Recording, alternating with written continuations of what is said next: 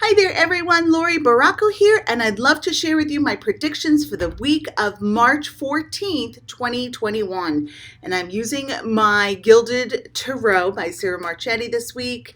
So we'll give the cards a bit of a shuffle and we will see what collective influences may be popping up for all of us. All right, we've just had a new moon on the 13th. So the new moon is the energy of new beginnings, planting new seeds, and lots of shifts and changes. So I encourage people to work with one intention at a time to really focus upon that.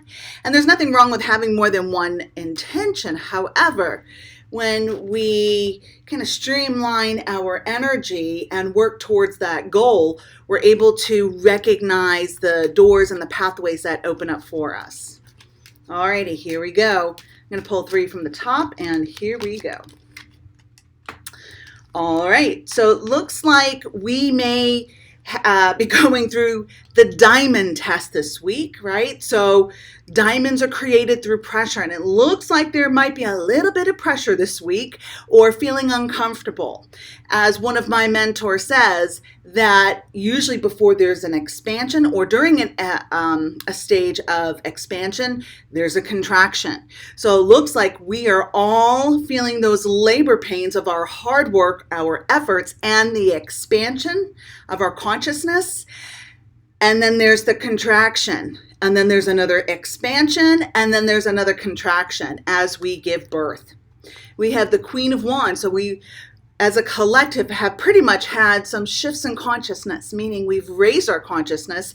There have been some growth spurts. We have overcome some difficulties. We have come to some realizations, and we have been in a place of empowerment, and shifts and an increase in intuition.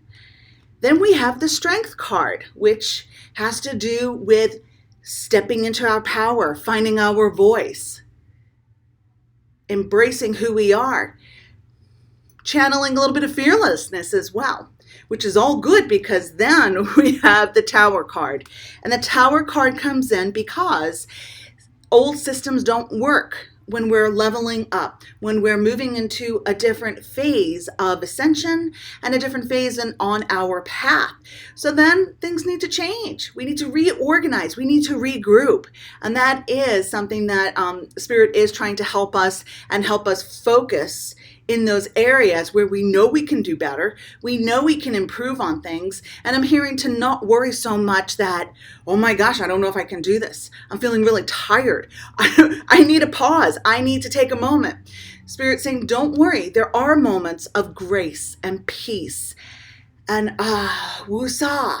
We also need to find those moments for ourselves as well, to create them, okay? So not just waiting for an opportunity to come in, be proactive and create those windows of the abyss of nothingness, nothing, the blank slate, of not having an agenda in the moment, of being present. And I will say for myself, over the last year or two, actually I would say about a year and a half, I have found that worrying about what's going to happen next or how am I going to get ahead of this and the things that are on my to-do list, they are taking away, they're sucking the joy out of my present moment and the blessings and the joy and the opportunities to chill, woosah, to be, right? So yes, it may get a little bit bumpy this week, but just know that we have done our work and we wouldn't be in this bumpy place if we weren't ready for another expansion.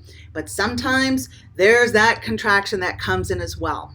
So some things that you can do to help during these adjustment phases are to smudge, to go outside, get some fresh air, ground yourself, be in nature, journal, meditate, work with your cord cutting things, right? Your sprays, your bats, whatever it is, and maybe schedule a Reiki session, a healing session. Take time for yourself. Give yourself a pass. Be patient with others. There's so many things that we can do during these times, right? These things come up because we're ready for them, okay? Alrighty, I'm Laurie Barraco. I look forward to seeing you all soon. Namaste.